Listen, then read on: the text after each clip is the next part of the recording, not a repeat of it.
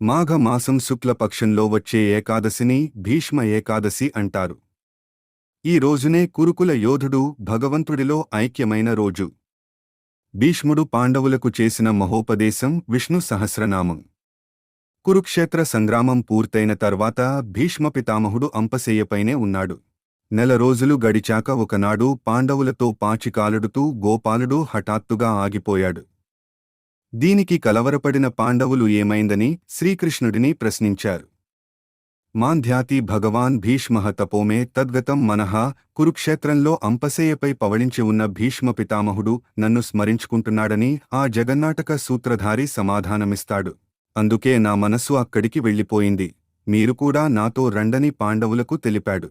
అందుకే నా మనస్సు అక్కడికి వెళ్ళిపోయింది. మీరు కూడా నాతో రండని పాండవులకు తెలిపాడు. ఎందుకంటే భీష్ముడు ఆస్తికాగ్రేసరుడు, ఏ ధర్మ సందేహాన్నైనా ప్రామాణికంగా తీర్చగలిగిన ఏకైక మహానుభావుడు దేహం నుంచి నిష్క్రమించే సమయం ఆసన్నమవుతోంది.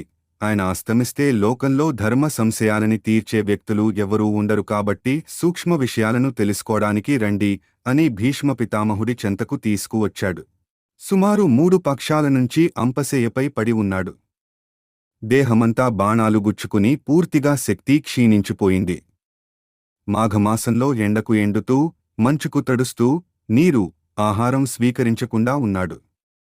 తాను కోరుకుంటే మరణం చెంతకు వస్తుంది, కాని ఇన్ని బాధలను భరిస్తూ ఉత్తరాయణం వరకు ఉండాలి అని కోరుకున్నాడు. తన హృదయములోనే శ్రీకృష్ణుడితో మాట్లాడగలిగేవాడు. అంతటి జ్ఞానం కలిగిన మహనీయులకు ఈరోజు ఆ రోజు అనే నియమముండదు. అలాంటి వాళ్లు ఏ రోజు నిష్క్రమించినా వైకుంఠం ప్రాపిస్తుంది. భీష్ముడు తనకి మాతా పితా భ్రాతా నివాసః శరణం సుహృత్ గతః గమ్యం సర్వం నారాయణః అననుకున్న మహనీయుడు.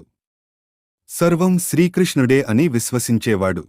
అయితే తాను చేసిన దోషం ఒకటి స్పష్టంగా గాంగేయుడికి జ్ఞాపకం ఉంది. చేసిన ప్రతి పాపం శరీరంపైనే రాసి ఉంటుందట. అది తొలగితే తప్ప సద్గతి కలగదట.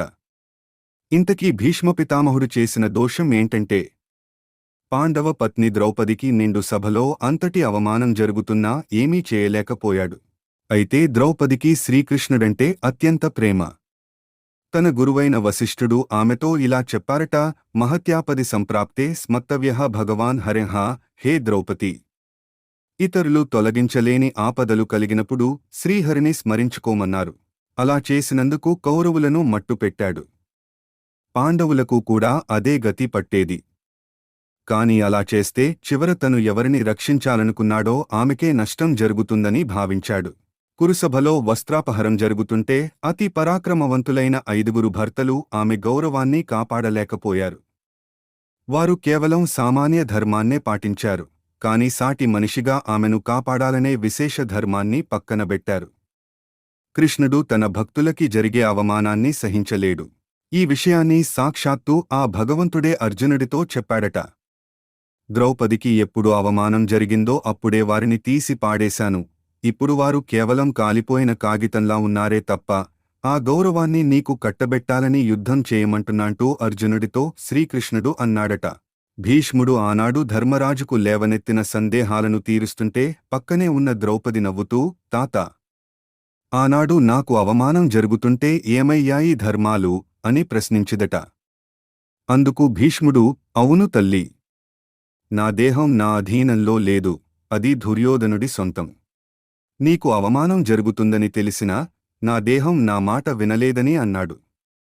అంతటి ఘోరమైన పాపం చేశాను కాబట్టే ప్రక్షాళన కోసం ఇన్ని రోజులు అంపశయ్యపై ఉన్నానని చెప్పాడు. కురువంశాన్ని కాపాడుతానని తన తండ్రికి ఇచ్చిన మాటకు కట్టుబడిపోయిన భీష్ముడు పరిస్థితుల ప్రభావంతో విశేష ధర్మాన్ని త్వజించాడు.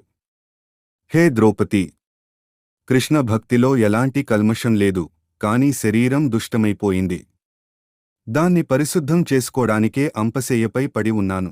అందుకు ఈనాడు నేను ధర్మాలను బోధించవచ్చని పాండవులకు ఎన్నో సూత్రాలను బోధించాడు. శ్రీకృష్ణుడు భీష్ముడికి నొప్పి నుంచి ఉపశమనం కలిగేలా వరాన్ని ప్రసాదించి ధర్మసూత్రాలను చెప్పించాడు. నాకెందుకు శక్తినిచ్చి చెప్పిస్తున్నావు, నీవే చెప్పొచ్చు కదా అని భీష్ముడు ప్రశ్నించాడు. నీలాంటి అనుభవజ్ఞుడు చెబితే వచ్చే స్పష్టత నేను చెబితే ఉండదని కృష్ణుడు బదులిచ్చాడు. నేను చెబితే అది తత్వం, నీవు చెబితే అది తత్వద్రష్టం. తత్వాన్ని చూసినవాడు దాని గురించి చెప్పాలే తప్ప తత్వం తన గురించి తాను చెప్పుకోదు. నేల తన సారాన్ని చెప్పగలదా? అందులో పండిన మొక్క చెబుతుంది ఎంత సారమో. అలాగే అనుభవజ్ఞుడవైన నీవు ఉపదేశం చేస్తే అది లోకానికి శ్రేయస్సు. భగవంతుడు సముద్రం లాంటివాడు. నీరు ఉంటుంది కాని పానయోగ్యం కాదు.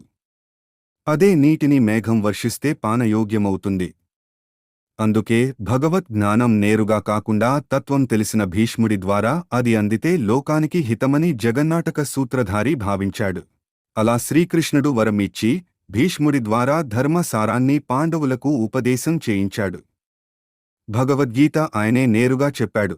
విష్ణు సహస్రనామాల్ని భీష్ముడి ద్వారా చెప్పించాడు. కాబట్టి విష్ణు సహస్రనామాల వల్ల సులభంగా మోక్షం కలుగుతుంది.